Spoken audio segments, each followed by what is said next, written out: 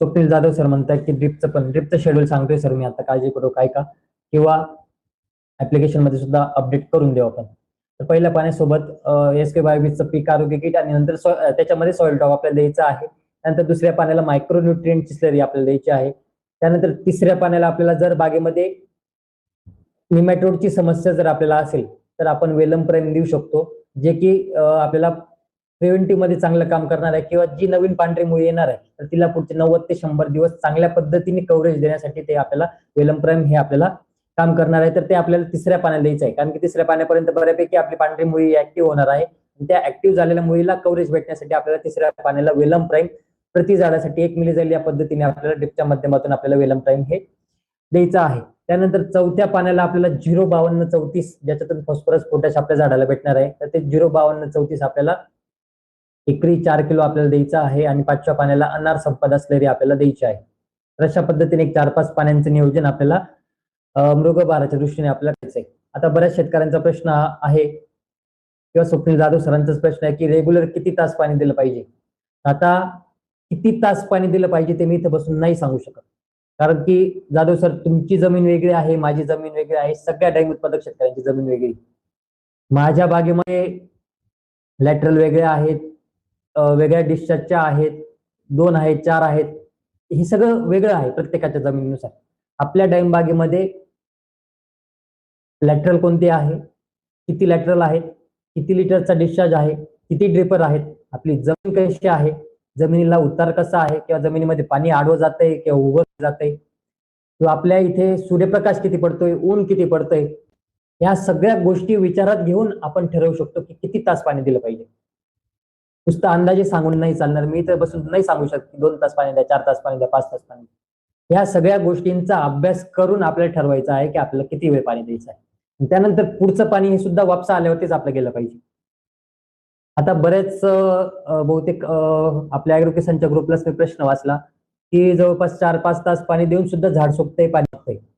जर आपण पाण्यावर पाणी जर आपण दिलं तर त्यात मुळी ही डिस्टर्ब होणार आहे, मुळी ही सडणार आहे, आणि मुळी सडल्यावरती कुठलंही पाणी असेल किंवा कुठलंही न्यूट्रिशन असेल हे अपटेक होणार नाही, आणि आपण कितीही पाणी दिलं मग तरी सुद्धा झाडे पाणीच मागणार आहे. त्यामुळे पाण्यावर पाणी सुद्धा आपल्या द्यायचं नाहीये.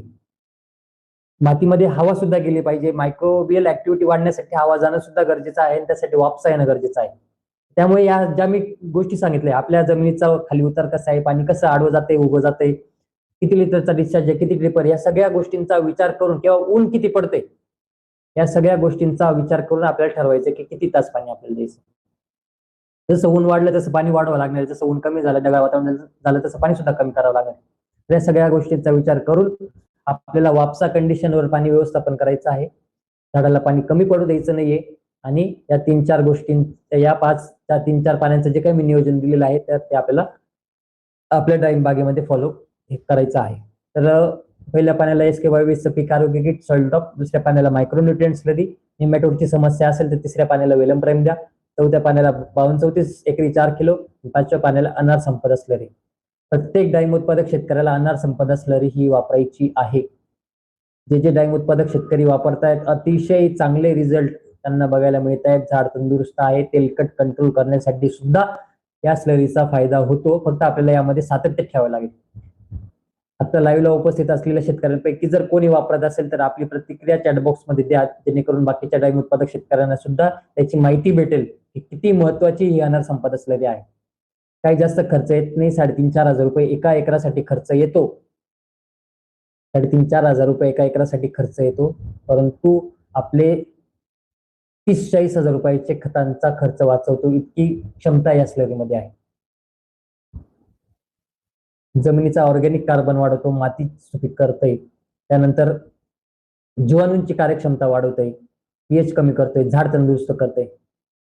सांगता येणार नाही इतके फायदे या अनार संपदा स्लरीचे आहेत. तर ही अनार संपदा स्लरी येत्या मृगभारासाठी आपल्याला प्रत्येक पौर्णिमेला आपल्याला वापरायची आहे.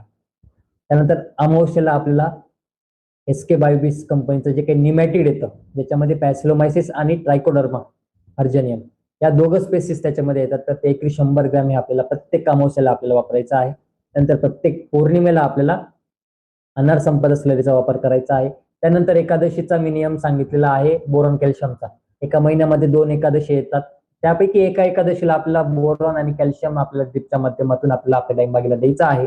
त्यानंतर दुसऱ्या एकादशीला आपल्याला 0050 मॅग्नीज सल्फेट आणि सॉइल टॉप हे कॉम्बिनेशन आपल्याला दुसऱ्या एकादशीला आपल्याला द्यायचं. एवढं जरी केलं तरी सुद्धा पूर्ण प्रॉपर न्यूट्रिशन आपल्या डाळिंबा झाडाला जाणार आहे. कुठलीही न्यूट्रिशन डेफिशियन्सी आपल्या झाडावरती येणार नाही आणि आपलं डाळिंब झाड हे रोगाला बळी पडणार नाही. एक गोष्ट कायम लक्षात ठेवा, न्यूट्रिशन कॉजेस डिसीजेस. ज्यावेळेस झाडावरती कुठल्याही अन्नद्रव्याची कमतरता येते तर ते आपल्या झाडाला रोगाकडे घेऊन जाण्यासाठी मदत करते. त्यामुळे आपल्या डाळिंब झाडावरती कुठलीही न्यूट्रिशन डेफिशियन्सी राहणार नाही याची आपल्याला काळजी घ्यायची आहे. आणि जसं मी आता सांगितलं त्या पद्धतीने आपल्याला प्रॉपर न्यूट्रिशन मॅनेजमेंट आपल्याला करायचं आहे.